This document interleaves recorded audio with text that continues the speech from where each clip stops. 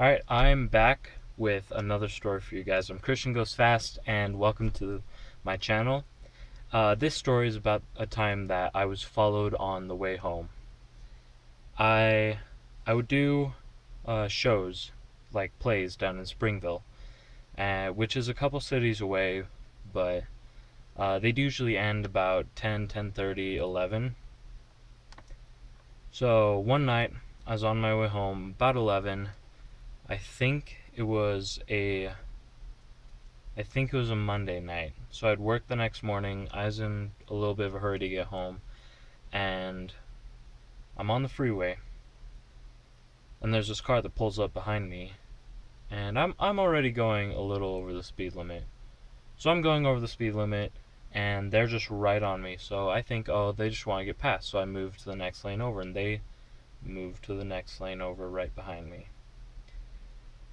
And sorry, I'm saying "and" a lot, but so this car pulls behind me, and I'm thinking, there I go again. I'm thinking like, oh, it's probably a police car, so I check behind me, but it's Jeep Cherokee lights, like early 2000s Jeep Cherokee. So I'm thinking there's no way this is a police car. So I start to speed up, going a little bit faster, and he speeds up, or this car behind me speeds up too, and he follows me through Provo, through Orem, through Linden. I didn't go straight home because you never go home when you think someone's following you, because then they know exactly where you live.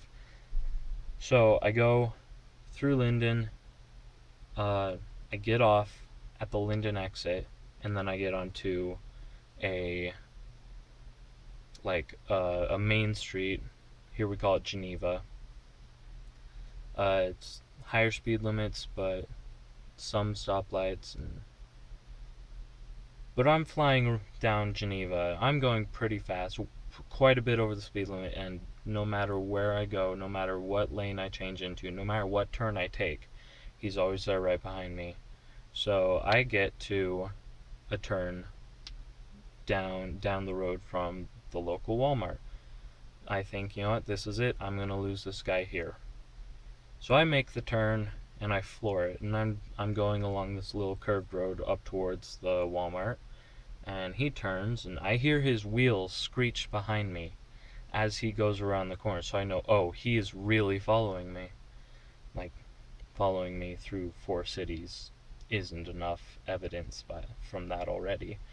Anyway, I'm hauling up the street. I'm just going as fast as I dare, and I turn into the Walmart parking lot, and I weave through a little bit, like the parking lot and a couple buildings. I go around. I eventually end up in this Arby's parking lot, and I park it out behind the building, out of sight from the street that goes past.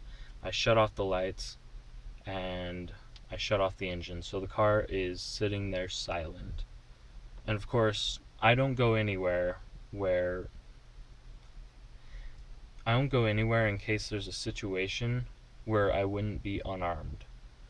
So I'm sitting in the driver's seat of the car at about midnight now, with a knife in my hand, and I'm just waiting. I'm hoping and praying that he just does not see me, or he didn't see me go into the parking lot.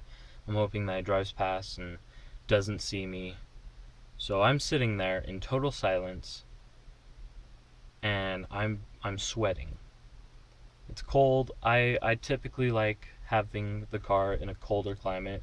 So the AC was on, the entire car is cold, but I'm sitting there and just sweating because I'm so worried. And as I'm sitting there, I see him kind of weave around the Walmart parking lot, kind of looking for me. And then I see him. He disappears from my line of sight behind a couple buildings, and then a couple minutes later, I see him get on the road that goes in front of the Arby's, and he drives past. And I'm sitting there just absolutely breathing relief. So I give it 10 more seconds, and then I start the car, and I go the the absolute opposite way. I go as far away from that area as possible, and I took a very alternate way home using only back roads. I was very nervous and very wary of any car that showed up, any pair of headlights. It actually got to a point where I saw a small SUV turn onto the road behind me, and I got paranoid to the point where I was so like nervous of trying like look behind me and figure out if it was that guy that I think I ran a stop sign. I'm not sure, but it might have happened. Anyway, I I figured out that I did lose him, and after driving around for a little bit just to make sure, and I drove home and parked the car and went home, or went inside, came down to my room. It's late at night and I have work in 5 hours at this point. So I'm exhausted, but as soon as I lay down, no sleep. I even took my sleeping medication and it took forever to kick in. I think that night I only ended up getting 3 hours of sleep. And then I went to work the next day and then had to go back down to Springville for another show. But that was the time that I was followed through 4 cities and was genuinely worried about my life. Anyway, just a side note, if you're ever driving and someone is following you, the safest and most legal way to take care of it, and probably the easiest as well, is to allow them to follow you. Don't stop until you stop in the parking lot of a police station. Obviously, since it was midnight, I had some doubts that that would work in my situation, but if you guys are ever followed, please don't drive dangerously or don't put anyone in danger. My driving situation was stupid and someone could have gotten hurt, but yeah, be smarter than I am and stop at a police station. Let them take care of it.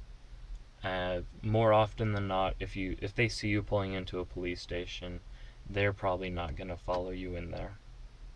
So, thank you for watching. If you enjoyed this video, please leave a like, comment, and share. And also, if you're new to the channel, or if you haven't already, please consider subscribing. It really helps out.